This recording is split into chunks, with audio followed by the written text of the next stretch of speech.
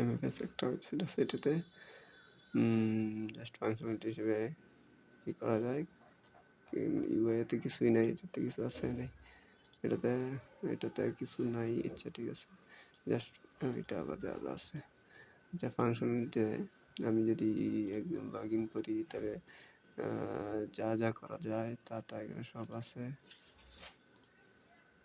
যেমন cash in করা যায়, রিয়েলি ক্যাশ ইন করা যায়, সেন্ড মানি করা যায়, ক্যাশ আউট করা যায়, সবগুলো সিকিউরের মাধ্যমে করা যায়।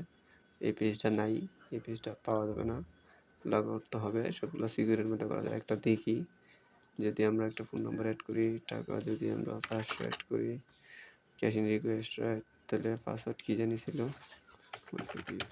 এটা এরকম নেই, ফেল কারণ আমার পাসওয়ার্ড ভুল আছে। আমি যদি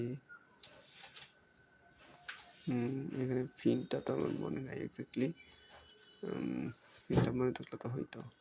যেমন এখান থেকে যদি আমি 1200 টাকা পাস করি, না না তো মোবাইল নাম্বার, এটাও ট্রানজ্যাকশন হইতো, কিন্তু আমি পাসওয়ার্ডগুলো ভুলে গেছি।